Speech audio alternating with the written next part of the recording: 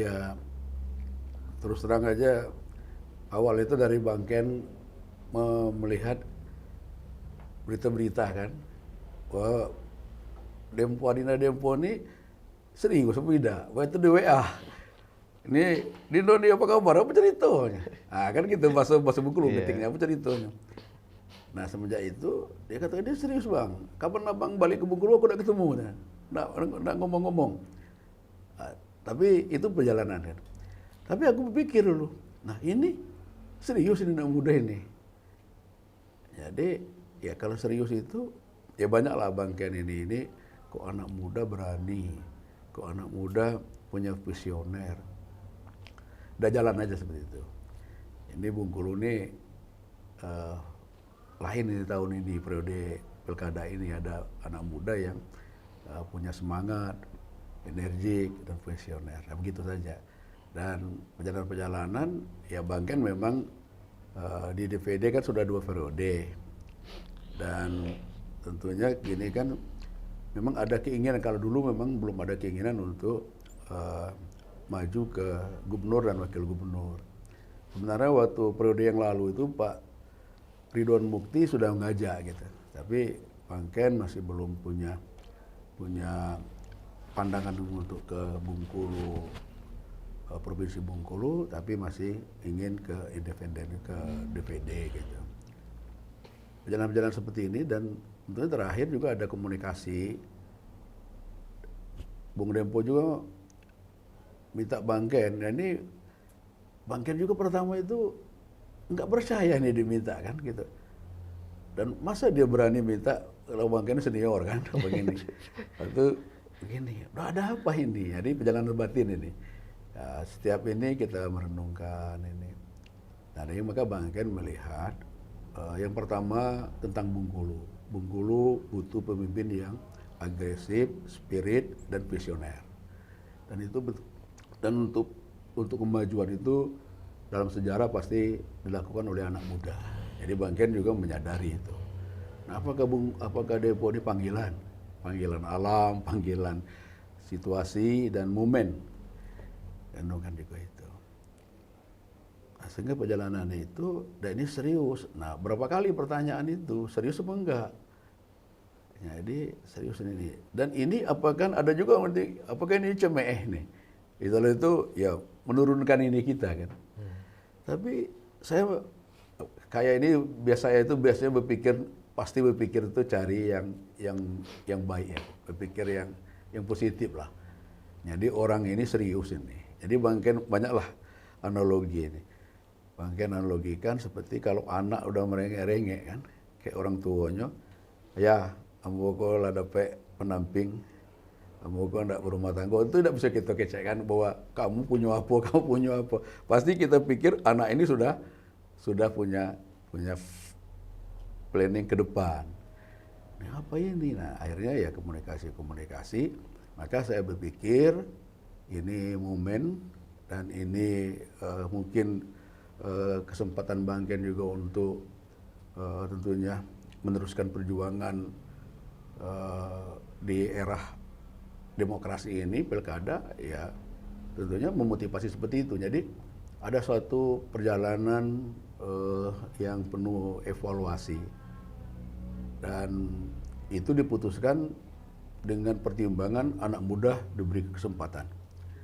Anak muda perlu didampingi, dikasih kesempatan untuk didampingi dan sekaligus tentunya dikawal. Nah, saya menerima itu karena saya diminta untuk menjadi wakil, otomatis sebagai konstitusional ini ya terlepaslah dari apa ini suatu hal yang penting gitu. Jadi ya untuk ada kepala daerah dan wakil kepala daerah. Kalau dua sisi ini digabungkan, ini menjadi suatu kekuatan atau menjadi duit tunggal dalam kita berjalan. Jadi maka pertama itu perjalanan juga panjang nih kalau sendirikan itu. Bang Ken juga belum yakin dan percaya, Bang Ken juga meyakinkan diri dan juga bertanya dengan teman-teman yang dijadikan untuk bahan diskusi. Dan terakhir saya minta dengan istri gitu. ya terus terang walaupun dulu ada yang mengatakan Bang Ken tahu sendiri orangnya nggak terlalu punya finansial yang banyak kan. Dia itu Dempo itu anak baru katanya apakah punya finansial. Ada juga yang mengatakan demikian. Tapi Bang Ken berkesimpulan bahwa anak muda itu modalnya itu adalah spirit, semangat. Modalnya itu pandangan ke depan, visioner. Nah itu di atas segala-galanya. Yang lain, ya prinsip Bang Ken dulu, hidup berakal mati beriman kan. Kalau yang lain itu kan ini, yang penting akal itu kemana, pikirannya visionernya itu, imannya masih tetap. Jadi selagi orangnya itu modal besar.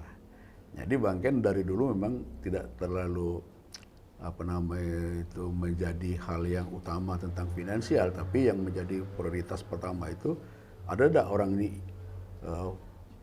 pikiran, pandangan, dan sekaligus ada enggak orang ini yang mempunyai iman yang atau keyakinan yang baik. Nah itu semuanya, dan kalau selain itu nanti akan ikut sendiri. Jadi terkenal itu banyak teman-teman yang hidup berakal mati beriman. Jadi satu hal juga. Jadi itu, dan sehingga Bang Ken juga merasa terhormat. Jadi bukan guru di terakhir ya, Bang Ken dan termasuk istri saya juga. Ini Pak katanya, ini kita dihormati, kita sangat terhormat. Nah kebetulan istri saya itu dosen juga kan. Jadi pertama dia memang ini dan dosen di Fakultas Ekonomi, istri saya itu di Universitas Bengkulu. Nah ini suatu hal yang sangat terhormat, kita diajak dan diminta, dan kita punya misi untuk mempersilakan, mendampingi dan mengawal. Ya, jadi maka konsep seperti itu istri saya lama prosesnya dulu. Saya minta itu pas saya imam maghrib, istri saya jadi makmum. Saya itu kebiasaan kalau di rumah di Bengkulu ini di Kandang Limun itu maghrib itu saya usahakan saya jadi imam. Anak istri saya itu jadi makmum. Jadi saya sudah doa, sudah ini saya izin, Bu ini kayak gini, walaupun saya yakin dia udah tahu gitu, ada ini. Saya ini ada Dempo datang, ada keluarga juga, ada ini juga datang, minta saya yang kata ini. Nah saya pertimbangkan seperti itu. Nah satu izin, kalau istri saya mengizinkan, saya jalan, kalau tidak mengizinkan, saya berhenti. Jadi terakhir, dan panjangan itu 1 hari 1 malam, istri saya itu nggak ada jawab dan nggak ngomong. Makan pun kami berdiam-diam. Aku nggak berani bertanya lagi, takutnya gimana. Jadi perjalanan seperti itu. Maka terakhir ada ketemu dengan Adinda Dempo di rumah Bang Ken jam 10:05 dengan komunikasi yang seperti itu. Dia bilang tadi sangat terhormat, ini suatu hal yang sangat tentunya punya marwah. Kami ini kan ya, istri saya bismillah maka kami bismillah.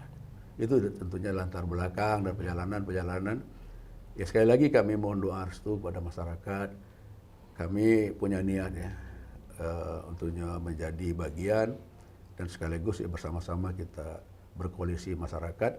Masyarakat juga mendukung kami full, ya kami berjanji untuk full juga berbuat dan bekerja untuk rakyat.